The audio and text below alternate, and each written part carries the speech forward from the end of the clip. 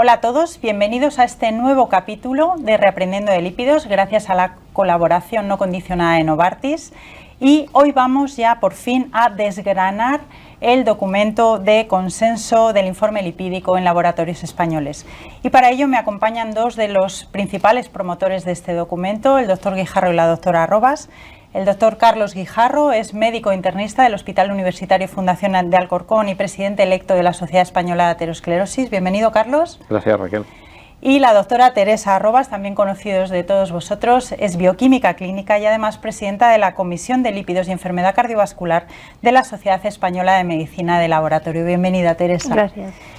Y sin más, Teresa, me gustaría que recordáramos a todo el público de dónde surge la necesidad de este documento de consenso de mínimos en todos los laboratorios españoles.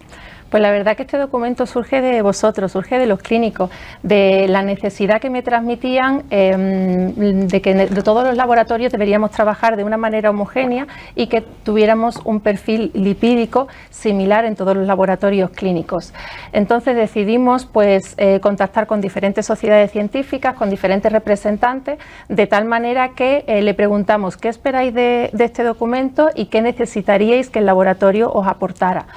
Fue un contacto muy agradecido, la verdad es que todas las personas con las que hemos trabajado han tenido muy buena disposición, rellenaron unas encuestas en el momento y la verdad es que ha sido un trabajo muy satisfactorio y hemos colaborado todos de manera muy buena.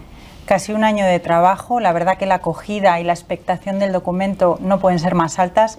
Y en ese sentido, Carlos, ¿qué esfuerzo editorial publicar todo esto en tantas sociedades? Parecía fácil teniendo un documento único, pero a veces resulta más complicado porque obviamente el documento, aunque ha habido un consenso científico importante, pasarlo a más de 10 revistas que tienen sus editores y sus mecanismos de gestión y de edición ha resultado un poquito más complicado de lo que esperamos. Y sobre todo por el esfuerzo que hemos querido hacer que este documento pudiera estar disponible en abierto en todas las sociedades que lo han considerado pertinente, de manera que más de 10 revistas van a hacerse eco del mismo en los próximos días, que estará disponible muy próximamente.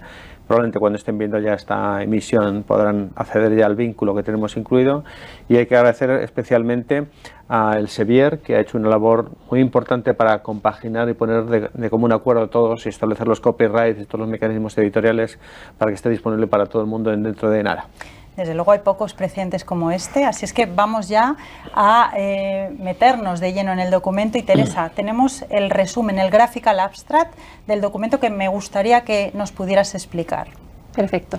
Pues la principal idea que os queremos transmitir con este documento es que tenemos que tener un perfil lipídico básico en todos los laboratorios españoles, que tiene que componerse de colesterol total, triglicéridos, colesterol HDL, colesterol LDL directo o calculado, colesterol no HDL, que es un simple cálculo informático que podéis aplicar en cualquier sistema de laboratorio, y la determinación de LPA una vez en la vida.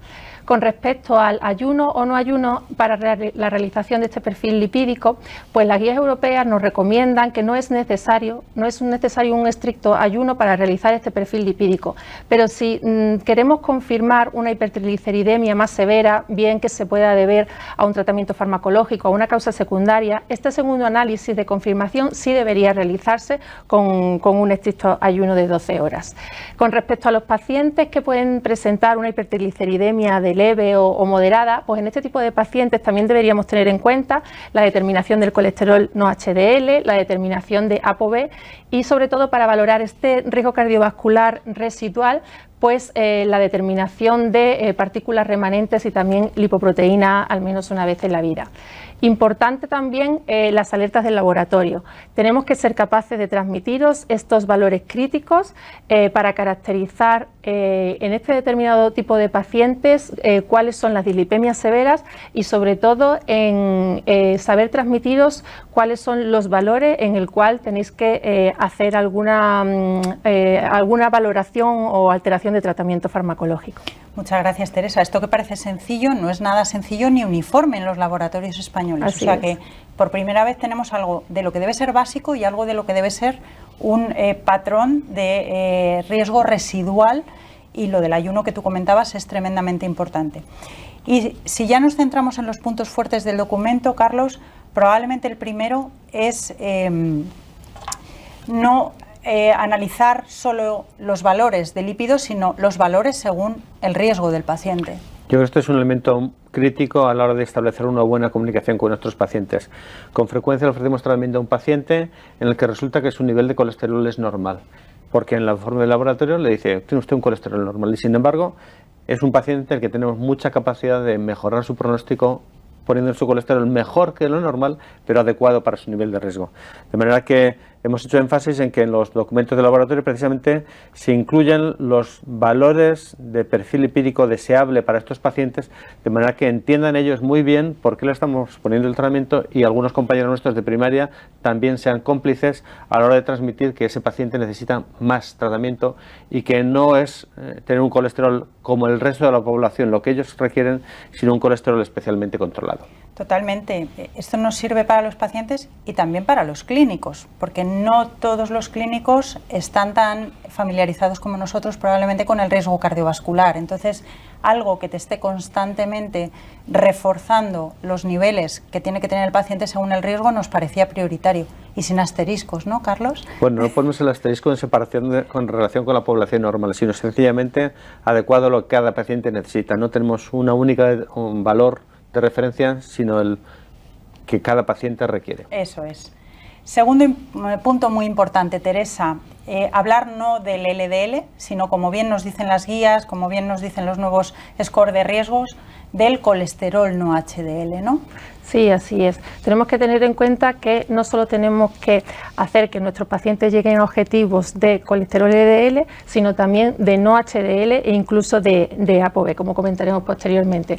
¿Y por qué no HDL? ¿Por qué es tan importante? Bueno, pues porque no HDL agrupa todas las lipoproteínas que son consideradas proaterogénicas, desde los kilomicrones remanentes, las VLDL, IDLs, LDLs, incluso también el colesterol que esté asociado a la LPA.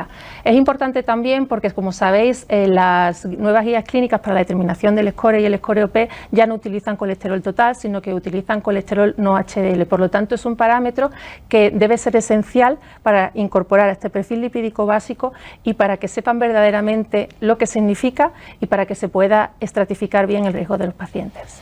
Totalmente de acuerdo. Y un paso más, ¿no? Porque aquí estamos hablando de masa del colesterol, que ya no solo es en LDL, sino en el no HDL, ¿no? Estamos recogiendo un montón de lipoproteínas más.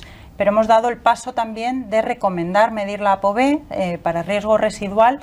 ¿Y por qué? Porque sabemos que podemos tener, el doctor Guijarro y yo, la misma masa de colesterol LDL, pero si yo esa masa la tengo repartidas en lipoproteínas mucho más pequeñas, teóricamente el potencial aterogénico de esas lipoproteínas es mucho mayor, aunque ambos tengamos la misma masa de LDL.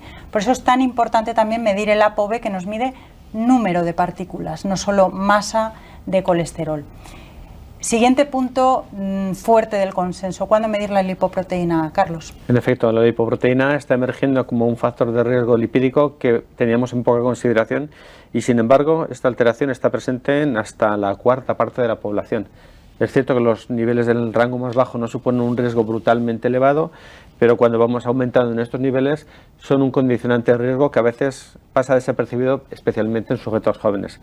Dado que la lipoproteína se determina sobre todo genéticamente y tiene muy escasas variaciones con los tratamientos farmacológicos actuales y con el estilo de vida, en principio con una determinación puntual que nos demuestre que está normal o elevado nos sirve como referencia para identificar este componente del riesgo cardiovascular, y con una determinación de entrada sería suficiente. No hace falta repetirla reiteradamente porque apenas va a variar, solo en circunstancias muy especiales que también se abordan en el documento, y en el momento actual nos sirve para condicionar el riesgo del paciente un poquito más del normal si la tiene elevada, y nos abre una oportunidad de tratamiento porque en los próximos años es muy probable que tengamos tratamientos dirigidos frente a LPA que en el momento actual en general no están disponibles.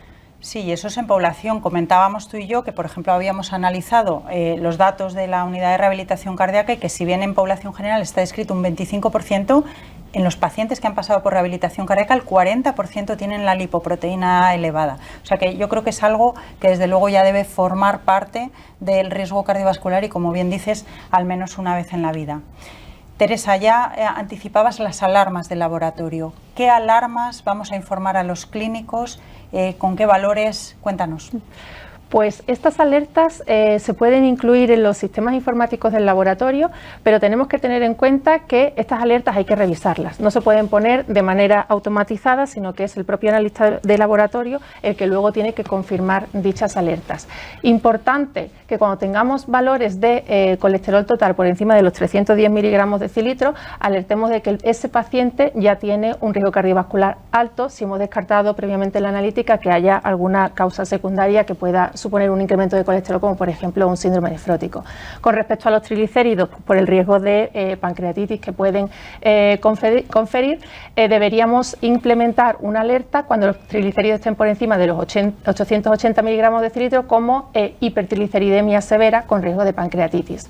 Colesterol LDL en adultos por encima de 190 ya deberíamos empezar a valorar y a sospechar.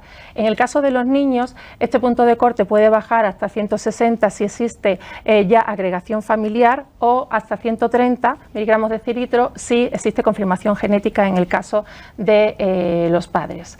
En el caso de que exista un LDL por encima de o superior a los 500 miligramos de decilitro, ya deberíamos estar planteándonos valorar una hipercolesterolemia familiar de origen homocigoto y si combinamos diferentes parámetros analíticos podríamos informar de la existencia o no de una tríada lipídica aterogénica, es decir, cuando existen triglicéridos por encima de 150, HDL por debajo de 30 y LDL, presencia o sospecha de LDL pequeñas y densas, bien por la estimación LDL partido por ApoB inferior a 1,3 o triglicéridos partido por HDL superior a 2, o también se podría estimar de manera directa, quien lo tenga disponible, podríamos insertar un comentario de que existe una tríada lipídica aterogénica.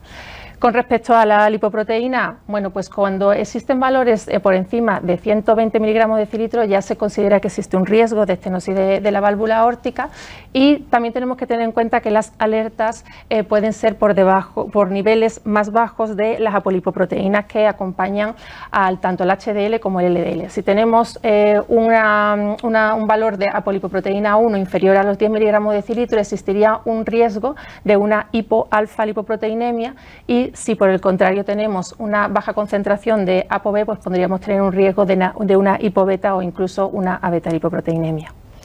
O sea que tenemos que acostumbrarnos no solo a los valores normales que nos va a ir detallando el laboratorio, sino que de vez en cuando pueda surgir alguna de esta alarma, como proponemos en algunos pacientes, y que tenemos que tomar las riendas del riesgo lipídico, en este caso, de esos pacientes.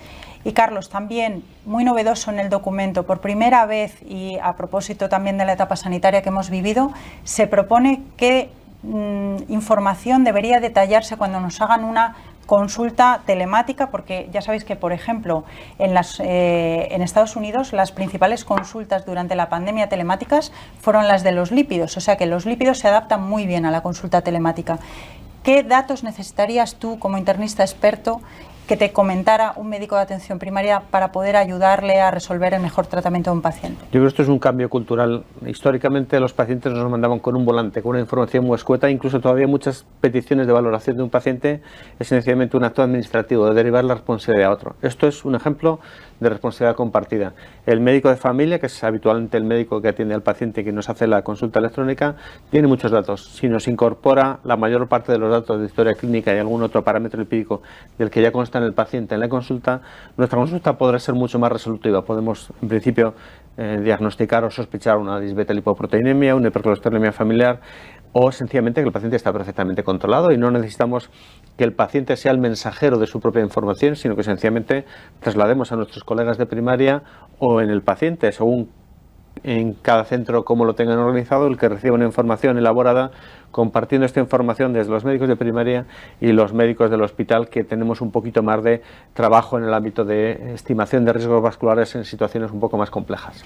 Claro, porque probablemente en centros donde sí que hay una historia clínica completamente electrónica, todos los datos los puedes conseguir incluso aunque no te los aporten, pero en otros casos sería muy importante ir detallando todo esto que proponemos, ¿no? Bueno, el documento tiene mucho más de estas pinceladas que os hemos hablado. Tiene, por ejemplo, los fármacos que pueden provocar una hiperlipemia secundaria, tiene cuándo descartar hiperlipemias familiares, tiene mucho más. Os animamos a que lo hagáis, pero a que lo leáis, pero me gustaría pediros vuestra opinión sobre qué pensáis que va a cambiar este documento a partir de ahora en el control lipídico de los pacientes. Teresa. Pues yo creo que va a dar un vuelco en mi campo, en los laboratorios clínicos, porque va a ser la primera vez que el laboratorio, conjuntamente con todos los clínicos que trabajamos en la misma patología, nos hemos sentado y vamos a trabajar conjuntamente. Entonces, creo que la información que vamos a transmitir a los clínicos, a los pacientes, incluso a los médicos de atención primaria, va a ser una información coordinada. Ahora yo pido a mis compañeros de mi especialidad que esto no caiga en saco roto, sino que sigamos trabajando, que incorporemos los reactivos de laboratorio necesarios para completar este perfil lipídico en todo tipo de hospitales, y que el siguiente documento que hagamos más avanzado, pues sigamos trabajando y sigamos colaborando. Ojalá. Yo creo que lo que dice Teresa es crítico. Ya ha habido alguna aproximación de documentos no muy diferentes a este hace unos años, hace 5 años aproximadamente, pero quizá no había una implicación tan extensa de sociedades científicas y un número tan amplio de colaboradores de la propia Sociedad de Bioquímica Clínica y Medicina de Laboratorio en el mismo. Ellos van a ser clave. Con frecuencia los médicos clínicos utilizamos al laboratorio como un instrumento a nuestro favor, y yo creo que este trabajo conjunto es una excelente oportunidad de ofrecerle una mejor retención a los pacientes. Bueno, desde luego, un año de trabajo, 14 sociedades científicas, como bien dice Teresa, que esto no caiga en saco roto, que lo utilicemos todos y que esto sirva desde luego para mejorar el principal objetivo de este documento, que es el control lipídico de los pacientes y la prevención de eventos ateroscleróticos. Muchísimas gracias a todos.